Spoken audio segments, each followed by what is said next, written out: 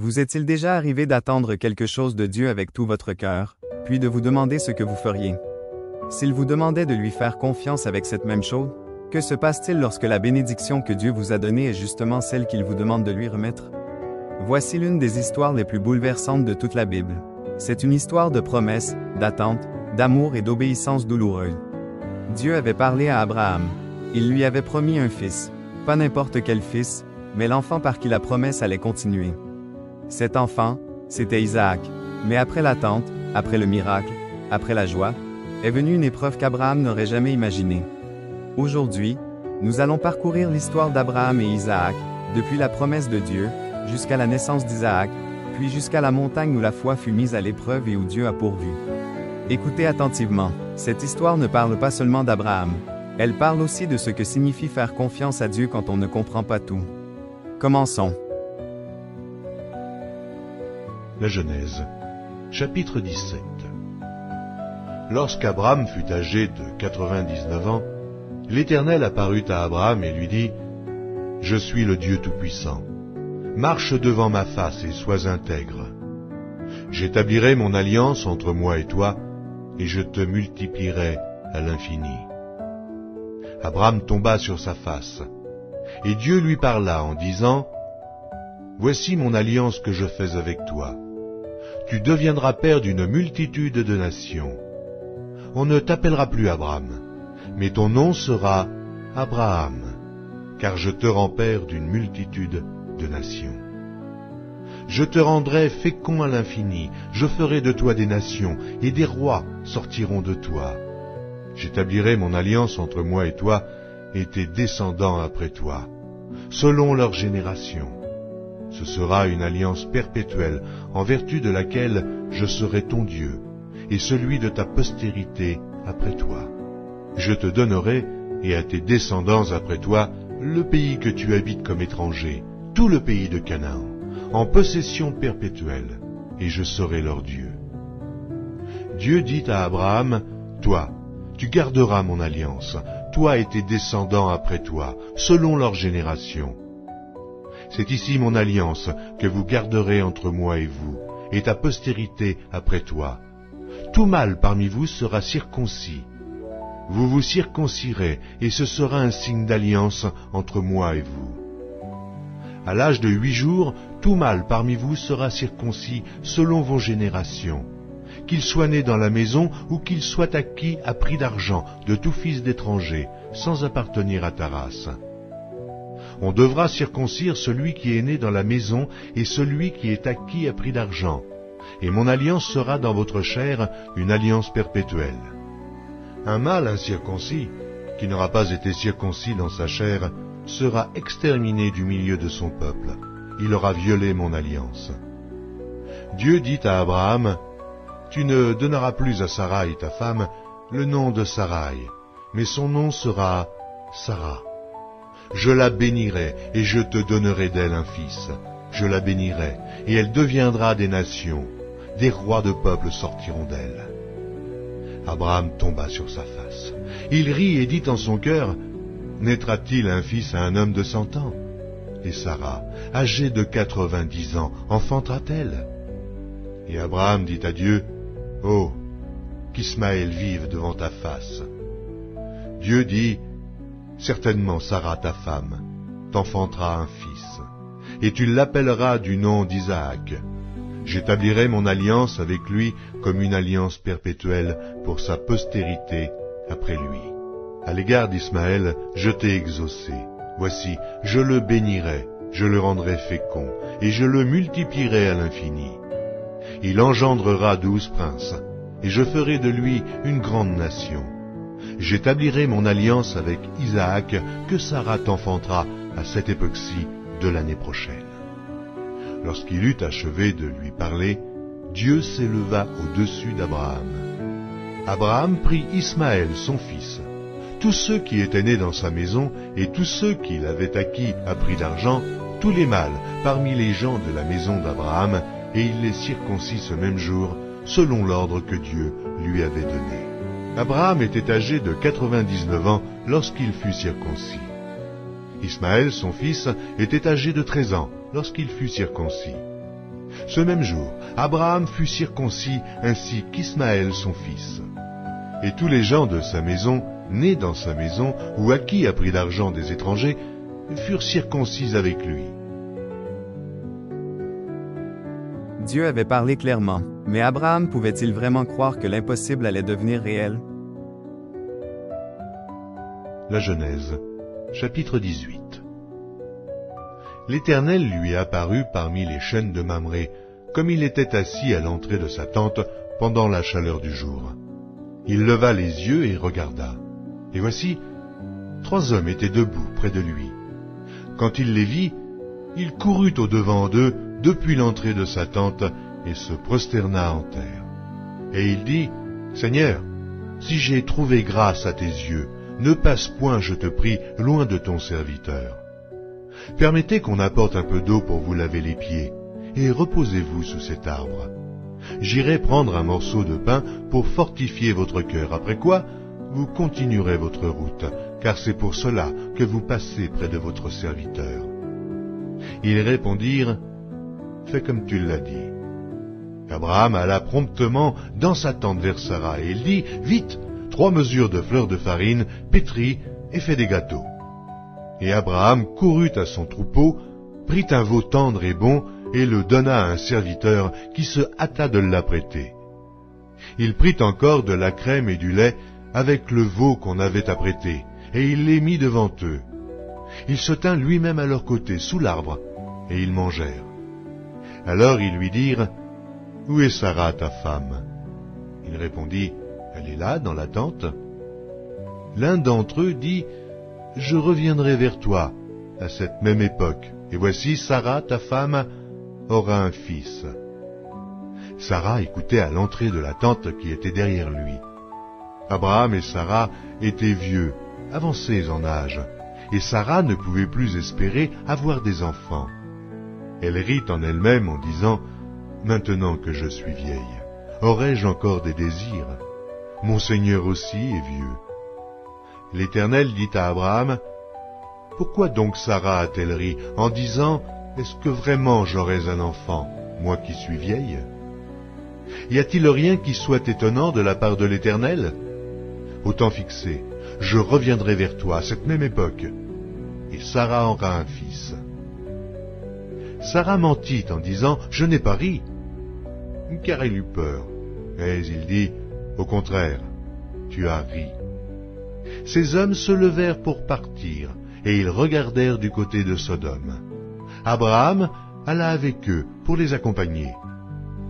Alors l'Éternel dit, « Cacherai-je à Abraham ce que je vais faire? Abraham deviendra certainement une nation grande et puissante, et en lui seront bénies toutes les nations de la terre. Car je l'ai choisi afin qu'il ordonne à ses fils et à sa maison après lui de garder la voie de l'Éternel, en pratiquant la droiture et la justice, et qu'ainsi l'Éternel accomplisse en faveur d'Abraham les promesses qu'il lui a faites. » Et l'Éternel dit, « Le cri contre Sodome et Gomorrhe s'est accru, et leur péché est énorme. C'est pourquoi je vais descendre, et je verrai s'ils ont agi entièrement selon le bruit venu jusqu'à moi. Et si cela n'est pas, je le saurai. » Les hommes s'éloignèrent et allèrent vers Sodome. Mais Abraham se tint encore en présence de l'Éternel. Abraham s'approcha et dit, « Feras-tu périr le juste avec le méchant? Peut-être y a-t-il 50 justes au milieu de la ville. Les feras-tu périr aussi? Et ne pardonneras-tu pas à la ville à cause des 50 justes qui sont au milieu d'elle? Faire mourir le juste avec le méchant, en sorte qu'il soit du juste comme du méchant? Loin de toi cette manière d'agir, loin de toi. Celui qui juge toute la terre n'exercera-t-il pas la justice? » Et l'Éternel dit, « Si je trouve dans Sodome 50 justes au milieu de la ville, je pardonnerai à toute la ville, à cause d'eux. » Abraham reprit et dit, « Voici, j'ai osé parler au Seigneur, moi qui ne suis que poudre et cendre. Peut-être des 50 justes, en manquera-t-il 5?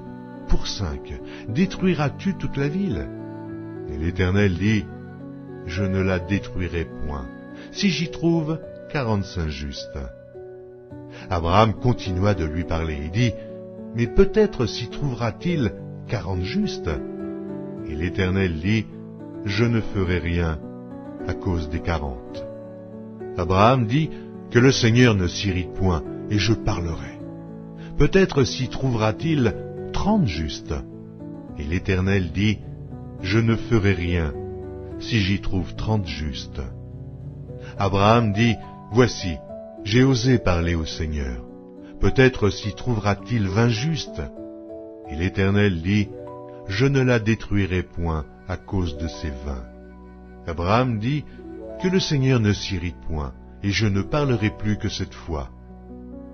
Peut-être s'y trouvera-t-il 10 justes. » Et l'Éternel dit, « Je ne la détruirai point à cause de ces 10 justes. » L'Éternel s'en alla lorsqu'il eut achevé de parler à Abraham, et Abraham retourna dans sa demeure. Sarah a ri en entendant la promesse. Et pourtant, combien de fois rions-nous devant ce que Dieu est encore capable de faire? La Genèse, chapitre 21. L'Éternel se souvint de ce qu'il avait dit à Sarah, et l'Éternel accomplit pour Sarah ce qu'il avait promis. Sarah devint enceinte, et elle enfanta un fils à Abraham dans sa vieillesse, au temps fixé dont Dieu lui avait parlé. Abraham donna le nom d'Isaac au fils qui lui était né, que Sarah lui avait enfanté. Abraham circoncit son fils Isaac, âgé de 8 jours, comme Dieu le lui avait ordonné. Abraham était âgé de 100 ans à la naissance d'Isaac son fils. Et Sarah dit, « Dieu m'a fait un sujet de rire, quiconque l'apprendra rira de moi. » Elle ajouta, « Qui aurait dit à Abraham, Sarah allaitera des enfants? Cependant, je lui ai enfanté un fils dans sa vieillesse. » L'enfant grandit et fut sevré, et Abraham fit un grand festin le jour où Isaac fut sevré. Sarah vit rire le fils qu'Agar, l'Égyptienne, avait enfanté à Abraham. Et elle dit à Abraham, « Chasse cette servante et son fils, car le fils de cette servante n'héritera pas avec mon fils, avec Isaac. » Cette parole déplut fort aux yeux d'Abraham à cause de son fils. Mais Dieu dit à Abraham, « Que cela ne déplaise pas à tes yeux, à cause de l'enfant et de ta servante. Accorde à Sarah tout ce qu'elle te demandera, car c'est d'Isaac que sortira une postérité qui te sera propre. Je ferai aussi une nation du fils de ta servante, car il est ta postérité. » Abraham se leva de bon matin, il prit du pain et une outre d'eau qu'il donna à Agar et plaça sur son épaule. Il lui remit aussi l'enfant et la renvoya. Elle s'en alla et s'égara dans le désert de Beer-Shéba. Quand l'eau de l'outre fut épuisée, elle laissa l'enfant sous un des arbrisseaux et alla s'asseoir vis-à-vis, à une portée d'arc, car elle disait que je ne vois pas mourir mon enfant. Elle s'assit donc vis-à-vis de lui et leva la voix et pleura. Dieu entendit la voix de l'enfant, et l'ange de Dieu appela du ciel Agar et lui dit, « Qu'as-tu, Agar? Ne crains point, car Dieu a entendu la voix de l'enfant dans le lieu où il est. Lève-toi, prends l'enfant, saisis-le de ta main, car je ferai de lui une grande nation. » Et Dieu lui ouvrit les yeux, et elle vit un puits d'eau. Elle alla remplir d'eau l'outre et donna à boire à l'enfant. Dieu fut avec l'enfant qui grandit, habita dans le désert et devint tireur d'arc. Il habita dans le désert de Paran, et sa mère lui prit une femme du pays d'Égypte. En ce temps-là, Abimélec, accompagné de Picol, chef de son armée, parla ainsi à Abraham. « Dieu est avec toi dans tout ce que tu fais. Jure-moi maintenant, ici, par le nom de Dieu, que tu ne tromperas ni moi, ni mes enfants, ni mes petits-enfants, et que tu auras pour moi et le pays où tu séjournes la même bienveillance que j'ai eue pour toi. » Abraham dit, « Je le jurerai. » Mais Abraham fit des reproches à Abimélec au sujet d'un puits d'eau dont s'étaient emparés de force les serviteurs d'Abimélec. Abimélec répondit, « J'ignore qui a fait cette chose-là. Tu ne m'en as point informé, et moi, je ne l'apprends qu'aujourd'hui. » Et Abraham prit des brebis et des bœufs qu'il donna à Abimélec, et ils firent tous deux alliance. Abraham mit à part 7 jeunes brebis, et Abimélec dit à Abraham, « Qu'est-ce que c'est 7 jeunes brebis que tu as mis à part ?» Il répondit, « Tu accepteras de ma main ces 7 brebis, afin que cela me serve de témoignage que j'ai creusé ce puits. » C'est pourquoi on appelle ce lieu Beer-Shéba, car c'est là qu'ils jurèrent l'un et l'autre. Ils firent donc alliance à Beer-Shéba, après quoi Abimélec se leva avec Picol, chef de son armée, et ils retournèrent au pays des Philistins. Abraham planta des tamaris à Beer-Shéba, et là, il invoqua le nom de l'Éternel, Dieu de l'éternité. Abraham séjourna longtemps dans le pays des Philistins. L'enfant de la promesse était enfin arrivé. Mais que faites-vous lorsque le don devient le lieu de l'épreuve? La Genèse, chapitre 22. Après ces choses, Dieu mit Abraham à l'épreuve et lui dit, « Abraham » Et il répondit, « Me voici. » Dieu dit, « Prends ton fils, ton unique, celui que tu aimes, Isaac. Va-t'en au pays de Mojira, et là, offre-le en holocauste sur l'une des montagnes que je te dirai. » Abraham se leva de bon matin, sella son âne et prit avec lui 2 serviteurs et son fils Isaac. Il fendit du bois pour l'holocauste et partit pour aller au lieu que Dieu lui avait dit. Le 3e jour, Abraham, levant les yeux, vit le lieu de loin. Et Abraham dit à ses serviteurs, « Restez ici avec l'âne.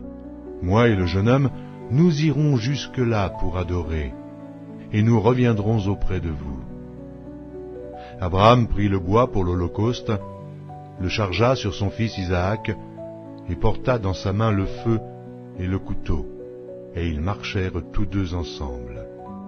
Alors Isaac, parlant à Abraham son père, dit, « Mon père » Et il répondit, « Me voici, mon fils. » Isaac reprit, « Voici le feu et le bois, mais où est l'agneau pour l'holocauste » Abraham répondit, « Mon fils, Dieu se pourvoira lui-même de l'agneau pour l'holocauste. » Et ils marchèrent tous deux ensemble. Lorsqu'ils furent arrivés au lieu que Dieu lui avait dit, Abraham y éleva un autel et rangea le bois. Il lia son fils Isaac et le mit sur l'autel par-dessus le bois. Puis Abraham étendit la main et prit le couteau pour égorger son fils. Alors l'ange de l'Éternel l'appela des cieux et dit, « Abraham, Abraham !» Et il répondit, « Me voici. » L'ange dit, « N'avance pas ta main sur l'enfant et ne lui fais rien, car je sais maintenant que tu crains Dieu et que tu ne m'as pas refusé ton fils unique. » Abraham leva les yeux et vit derrière lui un bélier retenu dans un buisson par les cornes. Et Abraham alla prendre le bélier et l'offrit en holocauste à la place de son fils. Abraham donna à ce lieu le nom de Jéhovah-Jiré. C'est pourquoi l'on dit aujourd'hui, à la montagne de l'Éternel, il sera pourvu. L'ange de l'Éternel appela une seconde fois Abraham des cieux et dit, « Je le jure par moi-même, parole de l'Éternel, parce que tu as fait cela et que tu n'as pas refusé ton fils, ton unique. Je te bénirai et je multiplierai ta postérité comme les étoiles du ciel et comme le sable qui est sur le bord de la mer, et ta postérité possédera la porte de ses ennemis. Toutes les nations de la terre seront bénies en ta postérité, parce que tu as obéi à ma voix. » Abraham étant retourné vers ses serviteurs, ils se levèrent et s'en allèrent ensemble à Beer-Shéba, car Abraham demeurait à Beer-Shéba. Après ces choses, on fit à Abraham un rapport en disant, « Voici, Milca a aussi enfanté des fils à Nachor, ton frère, Uts, son premier-né, Buz, son frère, Kemuel, père d'Aram, Kesed, Hazo, Pildash, Jidlaph et Béduel. Béduel a engendré Rebecca. Ce sont là les 8 fils que Milca a enfantés à Nachor, frère d'Abraham. Sa concubine, nommée Réhuma, a aussi enfanté Thébash, Gaham, Tahash et Maaka. L'histoire d'Abraham et Isaac nous enseigne que Dieu mérite notre entière confiance. Abraham ne comprenait pas tout. Il ne voyait pas encore l'issue. Mais il a choisi d'obéir à Dieu, même dans la douleur. Et au bon moment, Dieu a pourvu. Parfois, la foi ne fait pas de bruit. Parfois, la foi, c'est simplement faire un pas de plus.